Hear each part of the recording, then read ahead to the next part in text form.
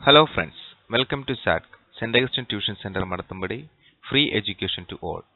Please subscribe to our YouTube channel for new updated videos. കഴിഞ്ഞ ക്ലാസ്സിൽ നമ്മൾ പഠിച്ചത് കെമിക്കൽ റിയാക്ഷൻ എന്താണെന്ന് അല്ലേ? ഇന്ന് നമ്മൾ പഠിക്കാൻ പോകുന്നത് ഒരു കെമിക്കൽ റിയാക്ഷനെ നമുക്ക് എങ്ങനെ ഇക്വേഷന്റെ രൂപത്തിൽ എഴുതാമെന്നുള്ളതാണ്.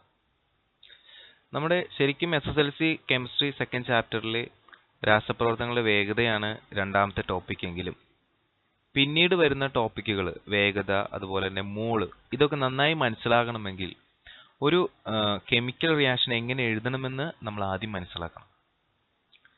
ഇതറിയാതെ നമുക്ക് മുന്നോട്ട് പോകാനായിട്ട് പറ്റില്ല.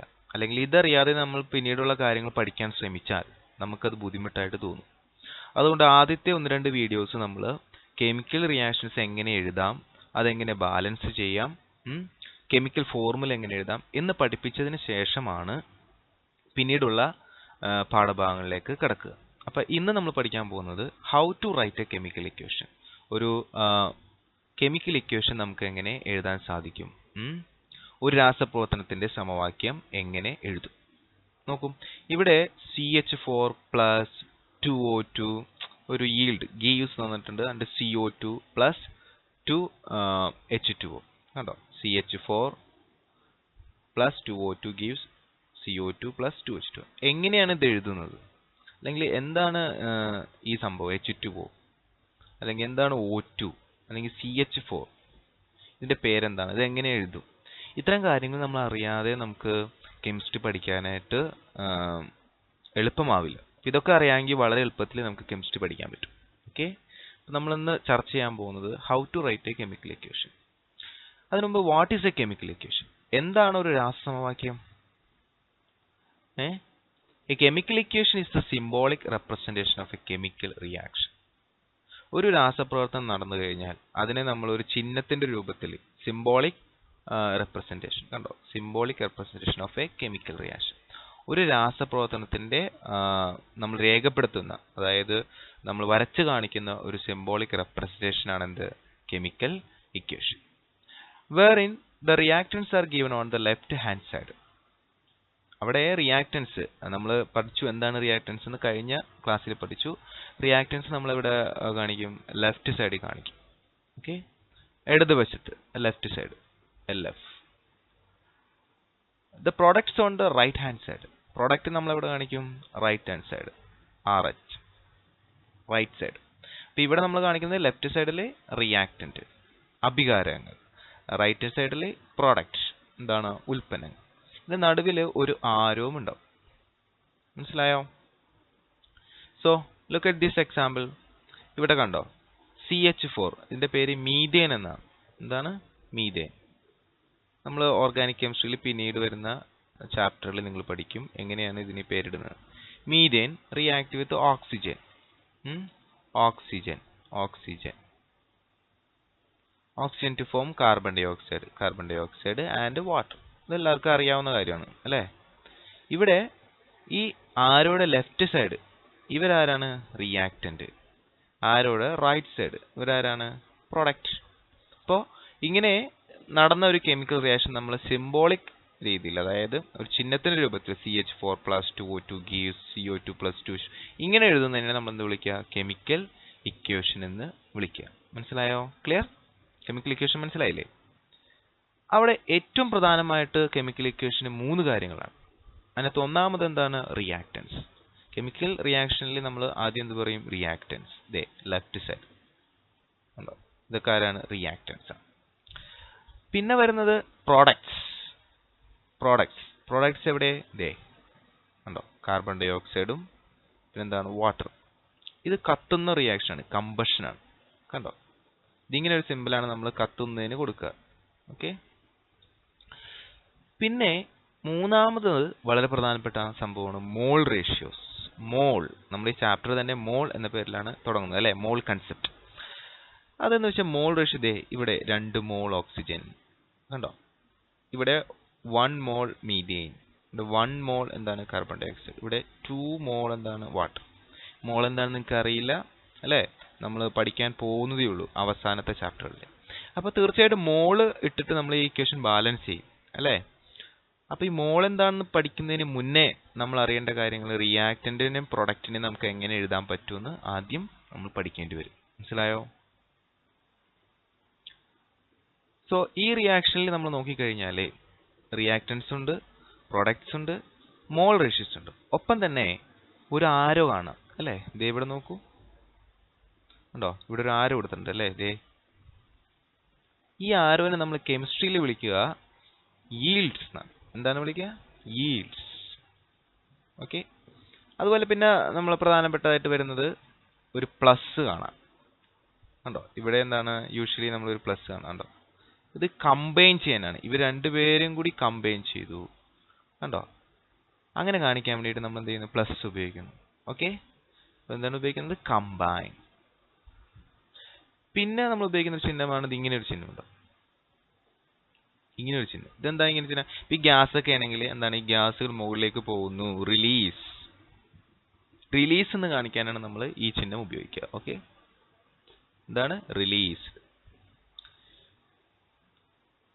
പിന്നെ നമുക്ക് ഒരു എക്സാമ്പിൾ എഴുതി നോക്കാം. ഇപ്പോൾ for example hydrochloric acid HCl react with sodium. HCl react with sodium. Hydrochloric acid സോഡിയവുമായിട്ട് പ്രവർത്തിക്കുന്നു. നമ്മൾ കഴിഞ്ഞ ക്ലാസ്സിൽ ഇതിന്റെ റിയാക്ഷൻ പഠിച്ചാണ്. ഇത് ആസിഡ് ആണ്, ഇത് സോഡിയം ആണ്. അപ്പോൾ എന്തായിരിക്കും ഉണ്ടായിരിക്കുക? സോഡിയം ക്ലോറൈഡും പിന്നെന്തുണ്ടാവും? ഹൈഡ്രജനും ഉണ്ടാവും. ഓക്കെ. ഇവിടുത്തെ ഇങ്ങനെ ഒരു ആരോ കാണിച്ചാൽ അതിന്റെ അർത്ഥം ഹൈഡ്രജൻ ഗ്യാസ് ആണ് മുകളിലേക്ക് പോകുന്നത്. ഇവിടെ പ്ലസ് ഉപയോഗിച്ചിട്ടുണ്ട്, ഇവിടെ എന്താണ്? ഈൽഡ്. ഒരു ആരോ ചിഹ്നം ഉപയോഗിച്ചിട്ടുണ്ട്. ക്ലിയർ? സോ ഇതാണ് ഇക്വേഷൻ. ഇത് ബാലൻസ് ചെയ്തിരിക്കുകയാണ്.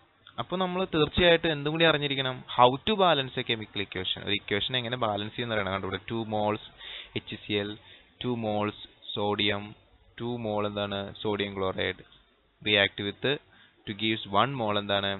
ഹൈഡ്രജൻ. സോഡിയം ക്ലോറൈഡ് 2 mol കിട്ടും, 1 mol എന്താണ്? ഹൈഡ്രജൻ. മോൾ നമുക്കറിയില്ല, വിഷമിക്കേണ്ട. മോൾ നമ്മൾ പഠിക്കും നന്നായിട്ട്. ഓക്കെ. ഇപ്പോൾ നമ്മൾ അറിയേണ്ടത് കെമിക്കൽ റിയാക്ഷൻ എഴുതുമ്പോൾ ഇവിടെ ആരെഴുതും? റിയാക്റ്റന്റ്. ഇപ്പുറത്ത് ആരെഴുതും? പ്രൊഡക്റ്റ്. നടുവിൽ എന്തിടും? ഒരു ആരോ.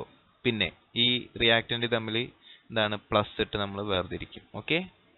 ഇനി നിങ്ങൾ ഈ ആരോന് താഴെ ഇങ്ങനെ ഒരു ചിഹ്നം കണ്ടു കഴിഞ്ഞാൽ അതിന്റെ അർത്ഥം എന്താണ്? ഹീറ്റ് ചെയ്യുന്നത് അല്ലെങ്കിൽ ചേഞ്ച് എന്നൊക്കെ അർത്ഥത്തിൽ എന്താണ് നമ്മൾ ഇത് ഉപയോഗിക്കും. ഓക്കെ. നമുക്ക് നോക്കാം ഇതെങ്ങനെ വായിക്കും.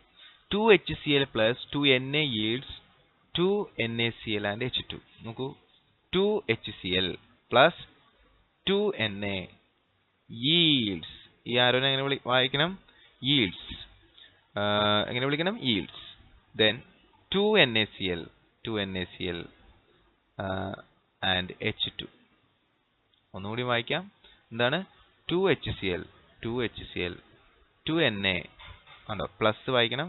Plus 2Na yields 2NaCl and എന്താണ്? H2. ഓക്കെ. Plus H2.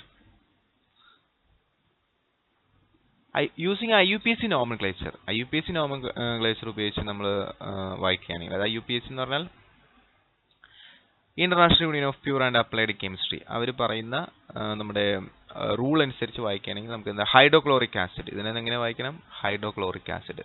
കണ്ടോ? Plus sodium. This is sodium. yields sodium chloride. Hydrogen gas. Clear? മനസ്സിലായി?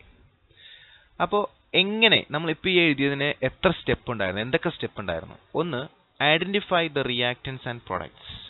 ആദ്യം നമ്മൾ പ്രൊഡക്റ്റിനെ റിയാക്റ്റന്റ് എന്ത് ചെയ്യണം? ഐഡന്റിഫൈ ചെയ്യണം. നോക്കൂ, ഇവിടെ റിയാക്റ്റന്റിനെ പ്രൊഡക്റ്റ്, നമ്മൾ റിയാക്റ്റന്റ് ആരാണ്? HCl-ഉം സോഡിയവും. പ്രൊഡക്റ്റ് സോഡിയം ക്ലോറൈഡും പിന്നെന്താണ്? ഹൈഡ്രജൻ. അതാണ് ഫസ്റ്റ് സ്റ്റെപ്പ്. നിങ്ങൾ അറിഞ്ഞിരിക്കണം എന്തൊക്കെ റിയാക്റ്റന്റ് ഉണ്ട്, എന്തൊക്കെ പ്രൊഡക്റ്റ് ഉണ്ട്. Second step, write formulas for everything. എല്ലാത്തിനും നിങ്ങൾ എന്ത് ചെയ്യണം? ഫോർമുലാസ് എഴുതണം. ഇത് വെരി ഇമ്പോർട്ടന്റ് സ്റ്റെപ്പാണ്. കാരണം ഇതാണ് നമുക്ക് അറിയാൻ പാടുള്ളത്. ഫോർമുല, HCl-ന്റെ ഫോർമുല ഇങ്ങനെയാണ്, NaCl-ന്റെ ഫോർമുല ഇങ്ങനെയാണ്. പക്ഷെ മഗ്നീഷ്യം ക്ലോറൈഡിന്റെ ഫോർമുലയോ MgCl2 ആണ്. കണ്ടോ? അങ്ങനെ ഇപ്പോൾ കാൽസ്യം ഹൈഡ്രോക്സൈഡ് CaOH ടോയ്സ്. അതെങ്ങനെ എഴുതും? അത് അറിഞ്ഞിരിക്കണം നമ്മൾ. അത് എഴുതുക. പിന്നെന്താണ്? Place reactants on the left side. Left side നമ്മൾ എന്ത് ചെയ്യുക? റിയാക്റ്റൻസ് പ്ലേസ് ചെയ്യുക. ലെഫ്റ്റ് സൈഡ്, അതായത് ഈ ആരോന്റെ ലെഫ്റ്റ് സൈഡ് LHS, അവിടെ റിയാക്റ്റൻസ് പ്ലേസ് ചെയ്യുക. ദെൻ അടുത്ത സ്റ്റെപ്പിൽ എന്ത് ചെയ്യണം? Place products on the right side. നമ്മൾ product right side, then right hand side, ഇവിടെ നമ്മൾ എന്ത് ചെയ്യുക? പ്രോഡക്റ്റ് എഴുതുക. ഓക്കെ. ദെൻ അടുത്ത step place an arrow between them. അങ്ങനെ നമ്മൾ എന്താണ് ഇതിന്റെ ഇടയിൽ ഉണ്ടോ? ഇതിന്റെ ഇടയിൽ എന്ത് ചെയ്യണം? ഒരു ആരോ ഇടണം. ഇല്ലേ, ഈ പറയുന്ന റിയാക്റ്റന്റിന്റെയും പ്രോഡക്റ്റിന്റെയും നടുവിൽ ഒരു ആരോ ഇടണം. ഓക്കെ, മനസ്സിലായോ? Then balance the equation. ഇതുപോലെ 2, 2 എന്ന് പറഞ്ഞ് ബാലൻസ് ചെയ്യണം. ബാലൻസ് എന്ന് പറഞ്ഞാൽ എന്താണ്? According to mass conservation theory എന്താണ്? എത്ര റിയാക്റ്റന്റ് ഉണ്ടായോ അത്രയും തന്നെ പ്രൊഡക്റ്റും ഉണ്ടാവണം. റിയാക്റ്റന്റിന്റെ മാസും പ്രൊഡക്റ്റിന്റെ മാസും എന്തായിരിക്കണം? ഈക്വൽ ആയിരിക്കണം. അതിനെ നമ്മൾ laws of conservation of mass എന്ന് പറയും. ഇപ്പൊ ഇവിടെ നോക്കൂ, ഇവിടെ 2 ഹൈഡ്രജൻ, ഇവിടെയും എന്താണ്? 2 ഹൈഡ്രജൻ. കണ്ടോ? ഇവിടെ നോക്കൂ, 2 സോഡിയം, ഇവിടെയും എന്താണ്? 2 സോഡിയം. ഇവിടെ ഈ ക്ലോറിൻ 2 ബാധകമാണ്. ഇപ്പൊ 2 ക്ലോറിൻ ഇവിടെയുണ്ട്, ഇവിടെയും 2 ക്ലോറിൻ. അപ്പോൾ റിയാക്റ്റന്റ് സൈഡിലുള്ള ആൾക്കാരുടെ എണ്ണവും പ്രൊഡക്റ്റ് സൈഡിലുള്ള ആൾക്കാരുടെ എണ്ണം എന്തായിരിക്കും? തുല്യമായിരിക്കണം. മനസ്സിലായോ? അങ്ങനെ തുല്യമല്ലെങ്കിൽ തുല്യമാക്കണം. തുല്യമാക്കുന്നതിനെയാണ് നമ്മൾ പറയുന്നത് ബാലൻസിങ് ദ ഇക്വേഷൻ. അത് പല കുട്ടികൾക്കും ഭയങ്കര ബുദ്ധിമുട്ടായിട്ട് കാണാറുണ്ട്. ഈ ബാലൻസിങ് ചെയ്യുവാനും അതുപോലെ റിയാക്റ്റന്റ് പഠനം തിരിച്ചറിയുവാനും ഫോർമുലാസ് എഴുതുവാനും ഒക്കെ നമുക്ക് കഴിഞ്ഞാൽ മാത്രമേ പിന്നീടുള്ള മോൾ കൺസെപ്റ്റുകളൊക്കെ നമുക്ക് നന്നായിട്ട് മനസ്സിലാവുകയും എഴുതാനും പറ്റുകയുള്ളൂ. അപ്പോൾ നമ്മൾ പറഞ്ഞു വന്നത് കെമിക്കൽ ഫോർമുല, ഈ രണ്ടാമത്തെ സ്റ്റെപ്പ്, അത് വളരെ പ്രധാനപ്പെട്ടാണ്. ഈ 5 സ്റ്റെപ്പ് നിങ്ങൾക്ക് അറിയണം. ഓക്കെ, സമ്മതിച്ചു. പക്ഷെ അതിനകത്ത് രണ്ടാമത്തെ സ്റ്റെപ്പ് വെരി ഇമ്പോർട്ടൻ്റ് ആണ്. എന്താണ് രണ്ടാമത്തെ സ്റ്റെപ്പ്? ഫോർമുലാസ് എഴുതാൻ അറിയണം. അതുപോലെ ലാസ്റ്റ് സ്റ്റെപ്പ് ബാലൻസിങ്. ഓക്കെ, അപ്പോൾ നമ്മൾ അടുത്ത വീഡിയോയിൽ പഠിക്കാൻ പോകുന്നത് ഓരോന്നും എങ്ങനെ ഫോർമുലാസ് എങ്ങനെ എഴുതാമെന്നാണ്. അതിനുശേഷം നമ്മൾ ബാലൻസിങ് ചെയ്യാൻ പഠിക്കും. അതിനുശേഷം നമ്മൾ പിന്നീട് ഈ ചാപ്റ്ററിലെ പ്രധാന ടോപ്പിക്കായ സ്പീഡ് ഓഫ് കെമിക്കൽ റിയാക്ഷനും അതുപോലെ മോൾ കൺസെപ്റ്റ് ഒക്കെ പിന്നീടാണ് പഠിക്കുക. അപ്പോൾ ഇതൊക്കെ ആദ്യം അറിഞ്ഞാലേ മറ്റേതൊക്കെ പഠിക്കുമ്പോൾ കുറച്ചും കൂടി എളുപ്പമാവുകയുള്ളൂ. ഓക്കെ, അപ്പോൾ നെക്സ്റ്റ് വീഡിയോയിൽ നമ്മൾ പഠിക്കാൻ പോകുന്നത് എന്താണ്? Chemical formula, how to write a chemical formula. So please visit next part to understand how to write chemical formula. Chemical formula എങ്ങനെ എഴുതാമെന്ന് മനസ്സിലാക്കാൻ നിങ്ങൾ അടുത്ത പാർട്ട് എന്തായാലും കാണുക. നിങ്ങൾക്ക് ഈ വീഡിയോ ഇഷ്ടമായെങ്കിൽ ലൈക്ക് ചെയ്യുക, കമന്റ് ചെയ്യുക, നിങ്ങളുടെ കൂട്ടുകാർക്ക് ഷെയർ ചെയ്യുക. Okay, thank you.